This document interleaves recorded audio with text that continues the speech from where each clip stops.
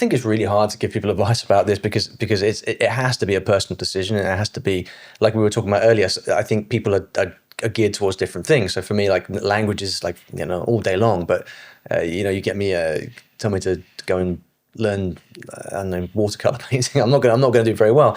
So I think, like, in my case, which is the easiest thing to talk about, I started a side hustle, and that's what I did, right? So I was working full time in an English teaching job, and I decided to write a blog on the side, and I was doing that evenings and weekends, and I just kind of did it for a couple of years while I was living in the Middle East, and that was what worked for me.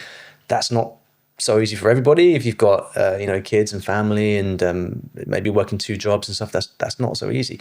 So I think there are a few different ways to think about it. I mean, there's the side hustle route. There's the more extreme route of starting a business in the first place. But then even within work, there are different ways to think about it. So I mean, I know people that coach people to get to negotiate salary rises at work.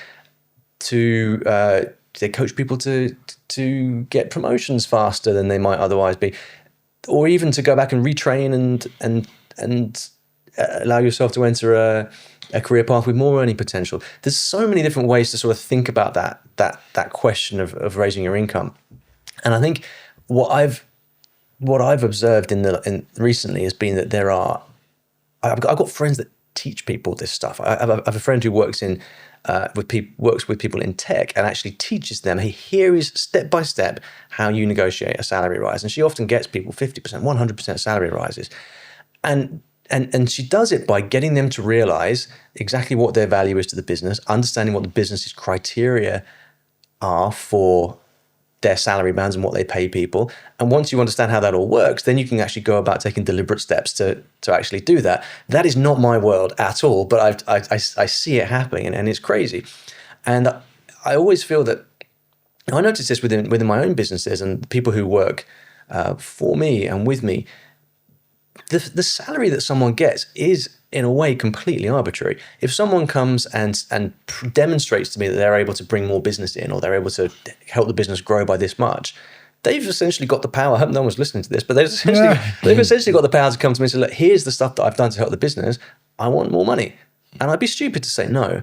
So, it's everything's very dependent on individual circumstances, but I think it has to start with seeing the bigger picture, seeing the different options on the table, and seeing like what makes sense for me given the constraints that I've got, and given where what I do and who I work with. One reason that salespeople always get paid higher is because they see the revenues that they generate. Right. This is what the admin staff and like the accountants would always be like, why do sales guys get paid so much? It's because if I'm bringing in a 2 million quid deal, I'm not going to ask for $1,000. Yeah.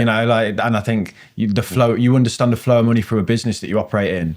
You start to then know, okay, well, my cog in the machine is worth this much, so I should be getting more. Go on, T. Sorry, mate. No worries. I've got an example just in case people are like, oh, I don't want to start a YouTube channel. I don't want to be I don't want to teach people things. Like, I've got, obviously I always have car problems because, with my Mercedes. And I took it to the garage, spent £920 on it, got it back. 2 days later, the engine was making noises. So I was in the gym, and then one guy came up to me in the car park. He's like, hey, I work for Mercedes. Like, you going to sell your car? Like, do you love your car? I'm like, yeah, I love it, but like, it's giving me a few issues. He's like, take my number. If you have any problems, call me. So I got it back from the garage, called him up. I'm like, yeah, my car, they didn't fix it at the garage. He's like, no worries. I'll come to your house. I'll look at it. It'll cost you 150 quid cash, like ideally. I was like, no problem. So he came with his van, all the Mercedes tools, looked at it, ordered some parts, got me discount on the parts, fixed the parts. And he's like, your car should be running now. If you want to buy a new car, I'll come with you, help you check out the car, make sure it's all right. I'll charge you like 50 quid for that. Any parts you need, I'll get you discount. And like all these things. And he taught me what he was fixing in the car. He's like, this is what they did wrong. They should have fixed this. So his job is Mercedes mechanic, like 9 to 5. Yeah. But on the weekends and the evenings, he goes and sees individual clients. And I'm like, how do you get all your clients? He's like, I just see anyone with Mercedes, I walk up to them like, how are you finding it? I know it's expensive to fix. I can come to your house and fix it for you. So he's using his day job skills, and he's created so much revenue off like in his spare time using the same skills he does in the daytime. And now I don't trust any garage. I'm only going to him because he's a Mercedes specialist. Get his number off you. He knows his stuff, and he gets me discount, and he comes to my house, and I have to go to the garage. So. But before the Industrial Revolution and the rise of the mega corporations in the 20th century, this is the way the world works. You're a baker, you're a blacksmith, I'm a farmer. We all trade stuff. Yeah. Everyone's got skills. Even if you're sat in an office all day, like I work with a guy who teaches people Microsoft Excel skills. So even if all you do at work is spreadsheets, I know a guy who evenings and weekends, what he does is he films himself, he records himself doing really, really fancy stuff on Excel, like amazing stuff, and then he teaches tutorials on how to improve your Excel skills.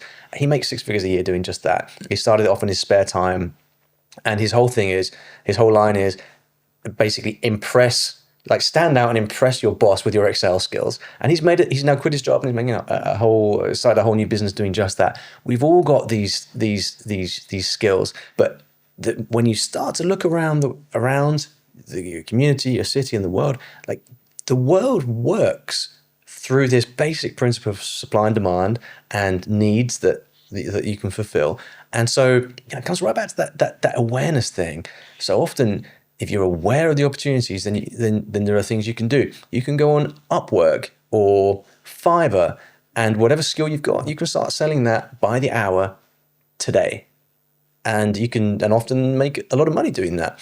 So I think it starts with that awareness of what's needed, and then the ideas then can start to percolate. And tell people what you do. Like the Mercedes guy, I started buying buy-to-let properties up north, and it was all because I sat down with an old friend that I worked with like 15 years ago, and he just said, I own 6, but I'm sick of selling.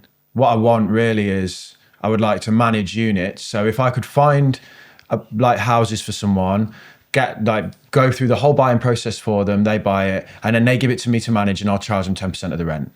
And I was like, that sounds great. So like, because the incentives align in terms of he needs to find houses that will rent so that he can get the management fee, because otherwise he doesn't. And I was like, I'll do that. And he was like, what? I was like, let's do it. Like, that's perfect. You've got a track record of already doing it. You know what you're doing. You're saying you'd manage the whole process for me, and all you want is 10% of the rent on a monthly basis. I was like, let's go. Yeah. And if he hadn't said it out loud, it would have never happened. Right. Like, you got to say it. Like, you got to say, this is what I do. And this is why business people and entrepreneurs go to networking events, dinners, and things like that, because you have 100 conversations and they might all be for nothing, but that one conversation turns into something else. And often the thing in common with all of the various things we've all just mentioned is often the best way to start is look at people with. It's all right. We're in a house. Go figure. People think it's a studio. It is a house. Yeah. So the thing in common with all of these things that we've mentioned here is that, and this is often a very easy place to start when we're looking for these kind of ideas, is if you find the people with money and look at the specific problems they've got, then that's often there are many opportunities within that, whether it's the guy with the Mercedes who hasn't got time to fix it, or the person that wants to buy the houses or whatever. That's often a very effective way into these kind of opportunities. Pay for the expertise to not get ripped off. Like if I was getting work done on my house and I could pay a builder to look at the quote and go, you're getting ripped off, I would pay money for that. Because I have no idea. Yeah. That was a clip from our episode with Ollie Richards talking about the power of investing in yourself. You can watch the full episode right here. Damo has a huge man crush on him. You're just jealous, mate, because I don't like you.